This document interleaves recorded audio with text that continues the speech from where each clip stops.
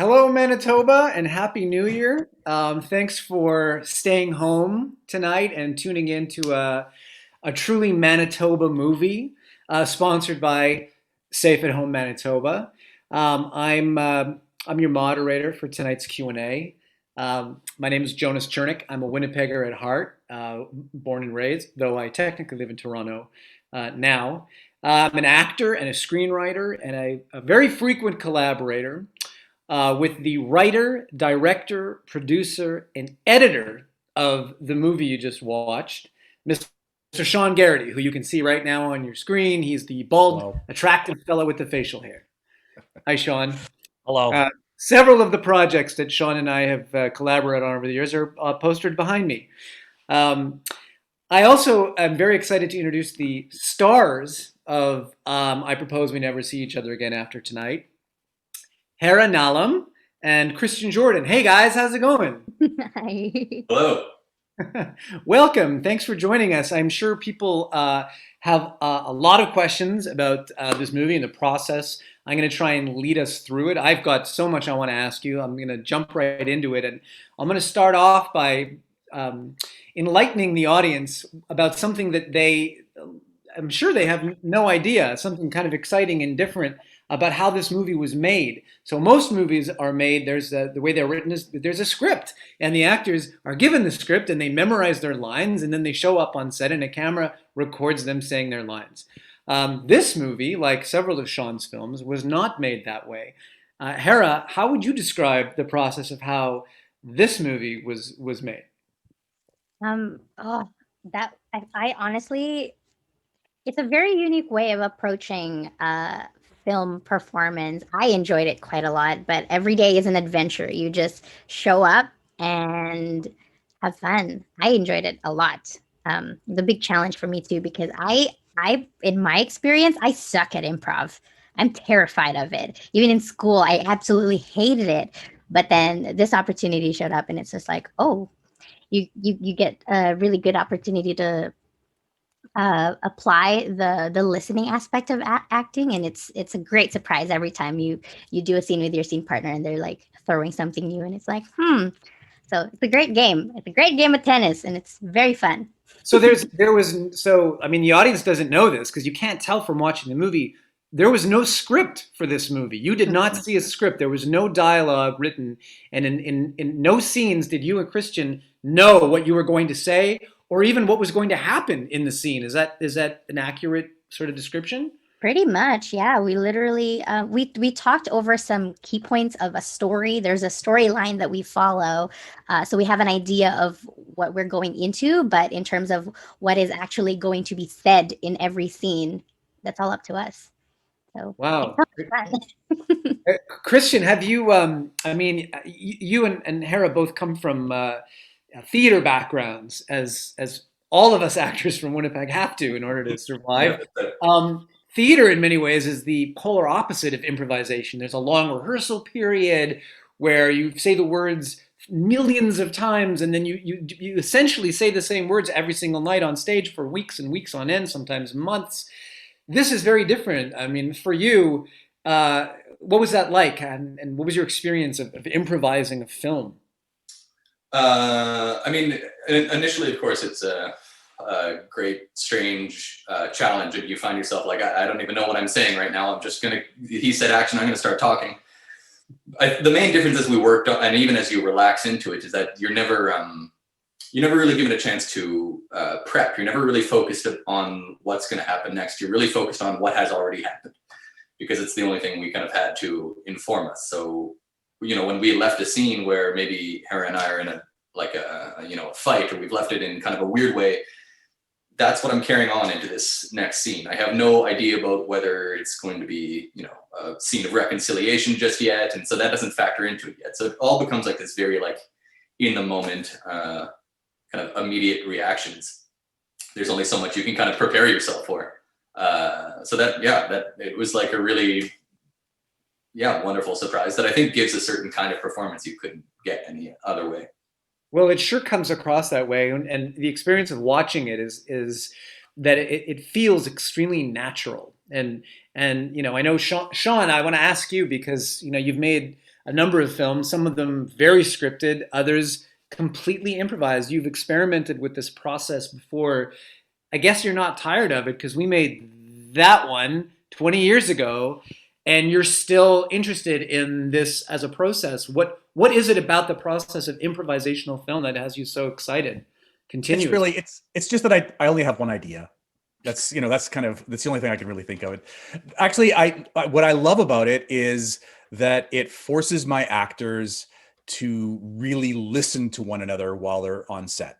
And not that great actors wouldn't do that anyway, but I look at myself as a director. One of my main jobs is to make the scenario and make the set as easy as possible for the actors to get where they need to get emotionally. And so one of the things that I love about improv is that I get to take away all of the Stanislavski prep and the script breakdown and the analysis and all that stuff that actors normally have to do. And I just allow them to come to the set and be in whatever moment they're in and listen to one another and discover the scene as it's actually happening. And the magic of being able to catch that on camera, a scene where, like in this movie, when Iris tells Simon that she's had an affair in his absence. I mean, Christian had no idea that was coming, like no idea that that's where that scene was going.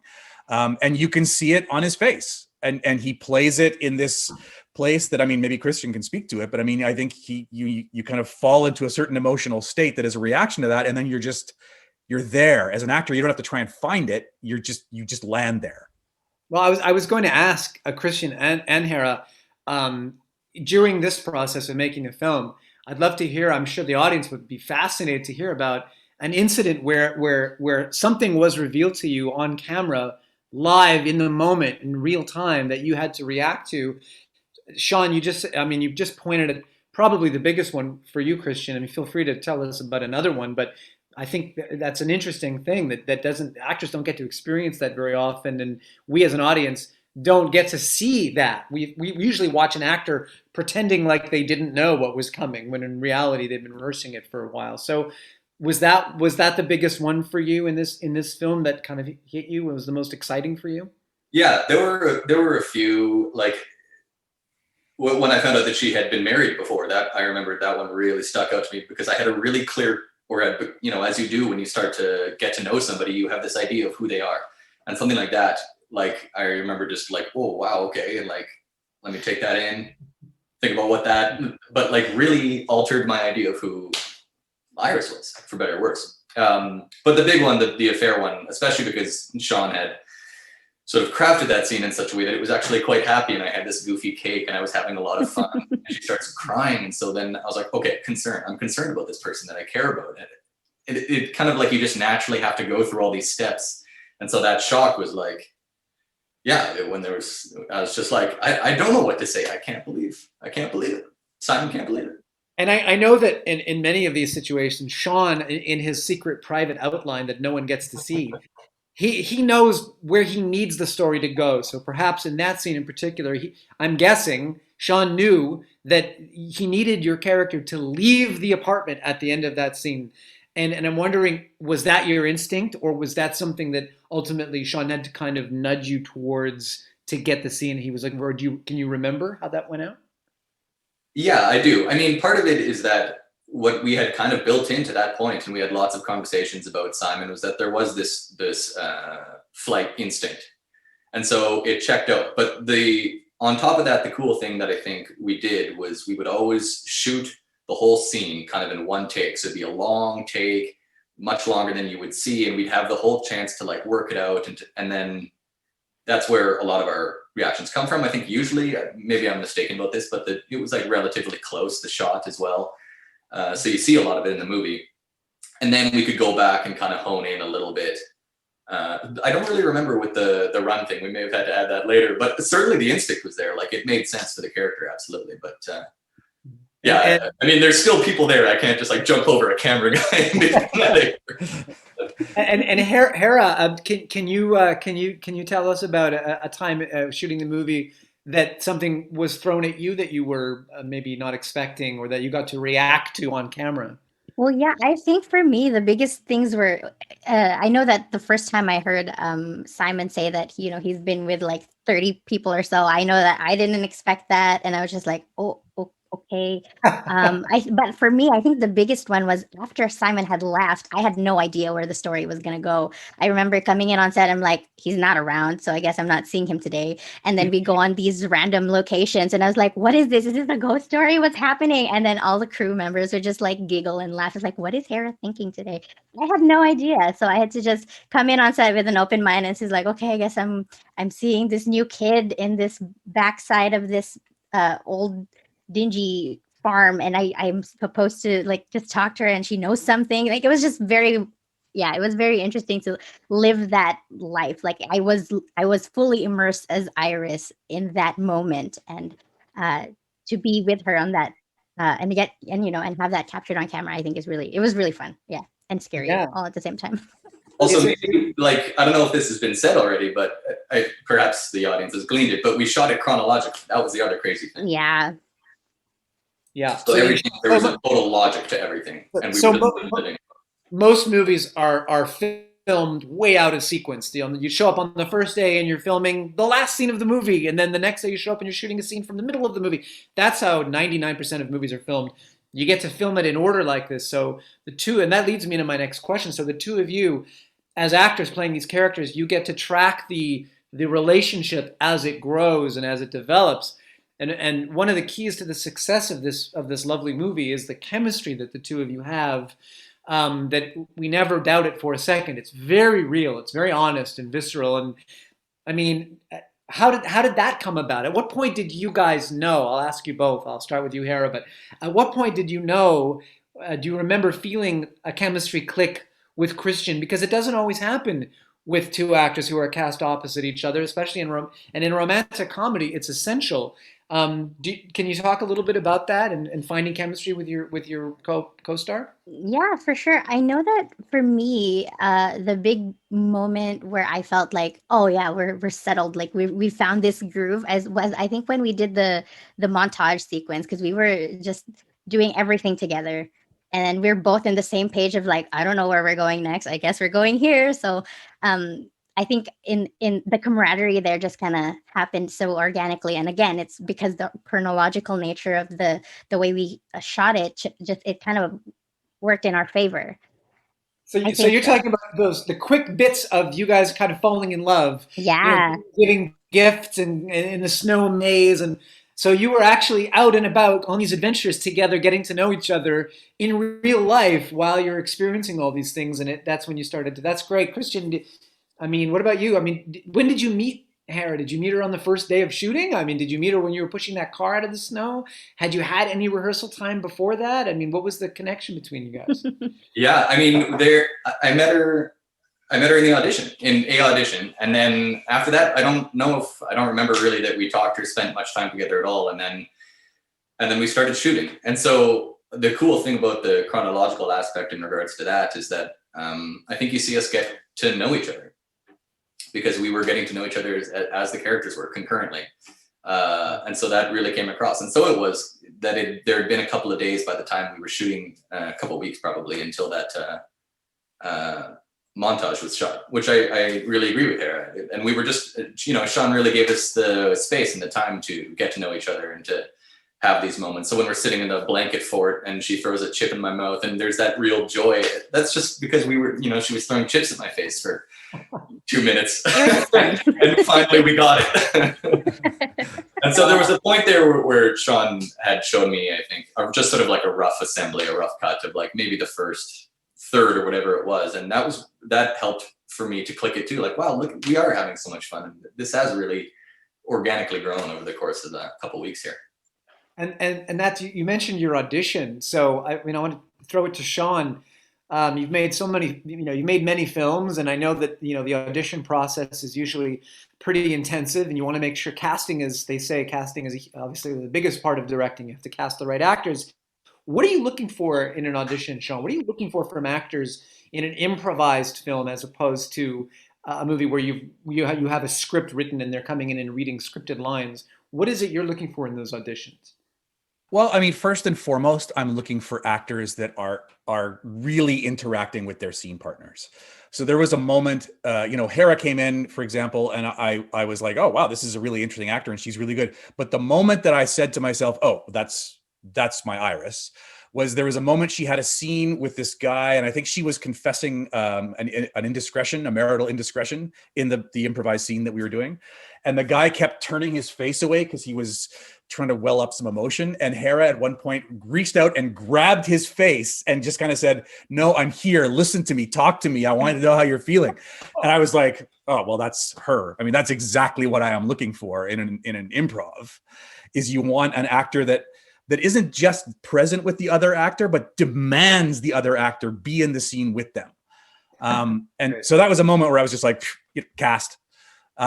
And similarly, I think when it was with Christian, what I was looking for was, knowing that it was Hera, I've got my big puzzle piece, and I'm looking for the other puzzle piece. So what works with Hera? And so I auditioned all these guys, and they were different flavors, really, of Simon. If this kind of Simon, it could be that kind of Simon. The guy who ultimately played the best friend, Gord, we also looked at him for Simon, and so I was like, oh, that would be a very interesting Simon as well, like a very different Simon than Christian, right? And so ultimately, you kind of, as the director, you sort of say, what are the best pieces that, once you look at the whole cast in an audition, it's like, it really is like a bunch of puzzle pieces, and you sort of move things around and sort of say, if I move this person out, then I can move this other person in, but then that changes this person who's supposed to play in scenes with them, and that person gets changed out. And so it's a question of putting the cast together.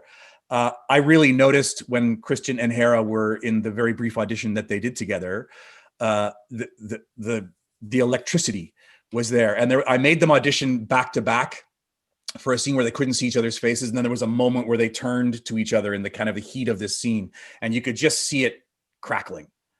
And you kind of, all right, yep, cast. So I remember the day you called me to say, oh my God, I found my Iris. She's incredible. You also said, but I don't know if I can cast her, because there was a scheduling issue in that, Hera, you're going to need to enlighten us, but I believe you had a job that kept you busy Mondays through Fridays, which of course, I mean, that's when you shoot a movie. You're shooting every day, Monday to Friday. And Sean was determined to make it work. So how did he make it work, Hera? How did this happen? It's actually quite funny because, it all happened during the holidays. I'd already signed the contract. I just handed it in. I start on this job in a week, and then Sean offers me this part, and it's a great opportunity. I remember calling all of my colleagues, my teachers. I'm like, I have this problem and I don't know what to do. I said no to Sean 3 times because I just really wanted to honor this contract. But I don't know. It just worked that I guess the crew, Sean had given me so many options to be like, well, we'll talk to the theater company, and they won't blacklist you. It's going to be fine. I'll talk to them personally. But I just couldn't do it. I don't know. I just couldn't do it. And then Sean talked to the crew, I guess, and it worked and it worked out eventually, because from what I understand, film at the time, it was getting really busy. So when I don't know, Sean, how did it go? Like, you ended up shooting on weekends. Is that correct? Yeah. So because that's the only times I ever really could, and even then, it was like a tight schedule. So the crew would show up for the weekend. They'd shoot as much as you could for 2 days, and then you'd go back to your job for the week and come back maybe the next weekend. And I mean that people who watch the movie tonight, they wouldn't understand how crazy that is. I mean, that is the way you made the movie is already crazy, but to shoot it only on weekends, so Hera could be doing her other gig, it's nuts. And Christian, how did this work for you? What was, schedule wise for you? Was that feasible? I mean, obviously it was. Yeah, it was great. I was going to quit my job. Otherwise I had no choice. I didn't know. I really didn't know, because also the thing is that casting happens so soon it's not like I knew months in advance, like I do, sometimes with theater and things like that. it happened really quite quickly. So I don't know what I thought when I was auditioning. I guess it was that. I was like, oh, I'll blow my life up, whatever. And then I got a call from Nick, our producer, and I was sort of like, just like, but like, what would happen if I needed to? And he was like, well, we're going to be shooting in a very sort of sporadic, crazy way. And I was like, oh, great. Okay, never mind. No questions. So it worked out perfectly for both of you, and that's amazing. It's a little miracle. Anytime a movie gets made, I always say it's not it's a series of miracles that all have to go together. So Hera, I want to ask you too about, so this is this film shines a light on the Filipino community, which is a big piece of Winnipeg and Manitoba, and something we don't see on screen. This is an underrepresented culture, and I'm wondering what it means to you as part of the community to see your culture and your community portrayed like this in a film. I mean, what's your connection to that? Do you have any thoughts about that? For sure. I think that it's a really great progression in the industry. And for me, I think what really I hold dear is the fact that there's many young Filipinas out there who share the story of Iris, who feels seen finally. Especially with the things that we talk about in the movie, it's those are topics that I find that in our community is often seen as taboo. Like, you just don't talk about that. You throw it under the carpet and just forget it exists. But I feel like after the release of I Propose, everyone that I know has reached out and said, "Thank you for sharing that story. That's me right there," and I think that's a win. So. That's a huge win, and the movie had a theatrical run. It was supposed to be in theaters in March.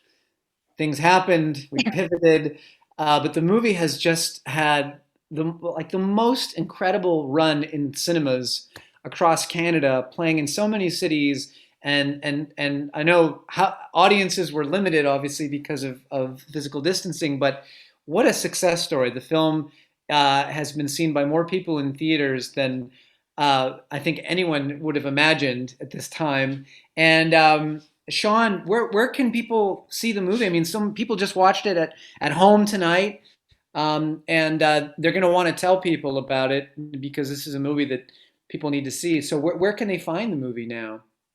It's online pretty much anywhere that you get movies online. So it's on, Kogeko and Shaw and Rogers and iTunes and, YouTube Premium and Google Play, and the list goes on and on and on. Pretty much everywhere that you can find it, it's going to be. I mean, shortly it will start on pay TV. I think that's end of this month or February. I'm not quite sure, but it'll be on TV and rotating there. Yeah, right. Crave. So right now it's available on digital platforms and VOD, coming soon to Crave, and people should find this movie and to those Manitobans who stayed at home tonight, tell people about it. Word of mouth is important, and really a movie like this demands to be seen. It should find an audience. It's charming. It's funny. It's lovely. Does anyone else and you guys have anything else you want to say or anything you want to share about the experience of having made this film and done this crazy thing and made this thing? No pressure, but I'll give you the chance to open forum. I will add that if people want to see the film without such a long sex scene in it, they could watch it on WestJet. Oh, right. Okay. So for all the people who are traveling on WestJet, maybe if you're on your way to a Caribbean island over the holidays. That's right, where I am. Yes, right at the moment. Yeah. Great. Well, I mean, congratulations, you guys. You made a lovely movie, and it's amazing that Manitoba got to stay home and watch it safely from the comfort of their living rooms tonight. And congratulations to you all. I look forward to seeing what comes next for all of you guys. And yeah, that's it. So let's wave goodbye. Goodbye. Happy New Year, Manitoba. Bye. Happy New Year. New Year.